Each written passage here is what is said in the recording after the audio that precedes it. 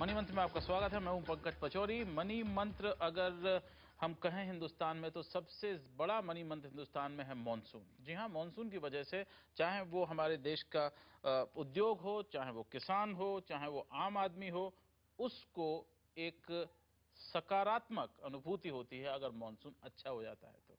सरकार को सबसे ज्यादा होती है और इस साल मॉनसून जो है वो अच्छा हुआ है। तो मॉनसून का हमारी अर्थव्यवस्था पर आने वाले साल में और आने वाले सालों में क्या असर पड़ेगा, मॉनसून का क्या महत्व हमारी अर्थव्यवस्था के लिए है, मनी मंत्र आज इसी पर करेंगे। और हमारे साथ में देश भर को मॉनसून की खबरें चाहे अच्छी हों या खराब वो देने वाले हमारे साथ में मौजूद हैं। अजीत त्यागी साहब जो कि डायरेक्टर जनरल हैं हमारे मौसम विभाग के, आईएमडी के। बहुत बहुत शुक्रिया आपका आने के लिए, समय निकाल करके। इसके साथ में दो ऐसे लोग हमारे साथ में मौजूद हैं। राजीव कुमार इक्रियर के एग्जीक्यूटिव डायरेक्टर हैं और जो कि इकोनॉमिस्ट हैं, और साथ ही हमारे साथ में है रोहताश माल जो कि चीफ एग्जीक्यूटिव ऑफिसर हैं एस्कॉर्ट्स एग्री मशीनरी ग्रुप, जो कि मॉनसून का ट्रैक करना उनका एक बहुत बड़ा काम है, क्योंकि उससे आने वाले दिनों में क्या आपको मार्केट में सप्लाई करने पड़ेगा ये बहुत जरूरी हो जाता है। मॉनसून अच्छा है, जल्दी से हम देखते हैं कि पिछले साल का मॉनसून और इस साल का मॉनसून कैसा रहा है। और ये आप ही के आंकड़े हैं साहब, जून से लेकर अगस्त तक के, और ये इस साल की मानसून की तस्वीर है जिसमें डेफिशिएंट में आप सिर्फ देखिए तो एक उत्तर प्रदेश का एक भाग, बिहार, लेकिन एक डिमांड जो है वो सबसे ज्यादा आपने देखा होगा कि यही हमने मारुति वालों से बात की थी, उन्होंने कहा कि छोटे जो शहर हैं ग्रेड 2 भी, टियर 2 भी नहीं, टियर 3 और टियर 4 से सबसे ज्यादा डिमांड आ रही है, और वहां पर खेती जो है अभी भी एक बड़ा साधन लोगों का है।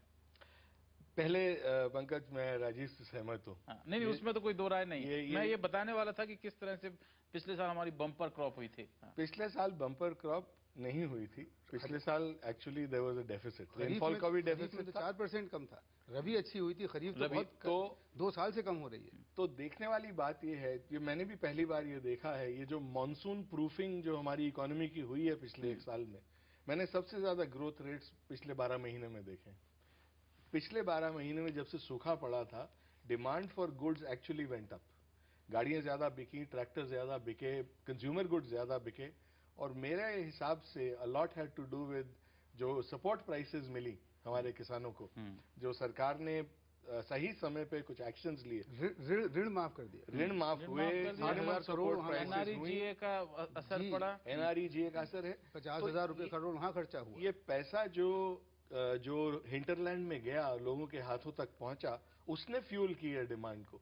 सो ये बात बिल्कुल सही है कि हम उस स्थिति में शायद अब पहुंच रहे हैं कि मॉनसून से हमारी इकोनॉमी कुछ हद तक प्रूफ हो रही है। और इंडस्ट्री, एग्री इंडस्ट्री के हिसाब से आई बिलीव हम मॉनसून को मैनेज नहीं कर सकते, हम मॉनसून के इफेक्ट्स को मैनेज करते हैं। हमें पानी को मैनेज करना है, हमारी जो फार्म की मैकेनाइजेशन है उसको मैनेज करना है। Frankly, how does productivity happen? पहली बात, हमारे बड़े डैम्स वैम्स बने नहीं काफी समय से, वो क्या रिवर लिंकेजेस की बात हुई थी वो नहीं हुआ, कैनाल सिस्टम पे मेंटेनेंस नहीं हुआ। तो ये काफी सारा जो इंफ्रास्ट्रक्चरल वर्क है, ये जो पानी की सड़कें हैं, ये जो हमने बात करते रहे हैं हम 3-4 डेकेड से, इस पे अभी काम नहीं हुआ।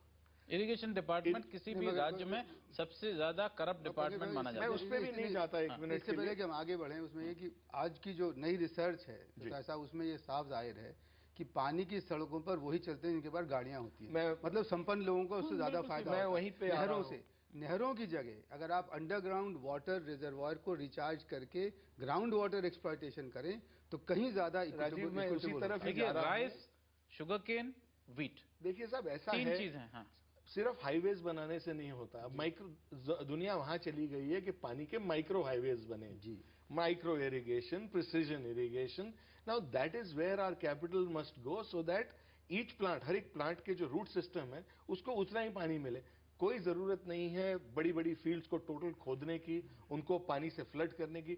आज चावल की पैदावार जो है वो that is happening without puddling. पहले 3-3 फुट 2-2 फुट पानी खड़ा करना पड़ता था, उस पर फिर ट्रैक्टर चलते थे, और आज उसकी जरूरत नहीं है।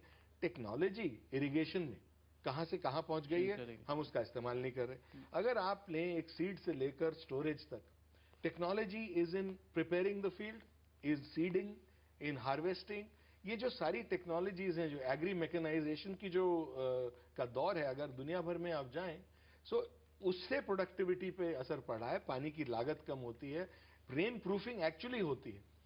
We are using lots of water unnecessarily. We are throwing away lots of water. कितना 47-48% पानी बह जाता है, वो इस्तेमाल नहीं होता है.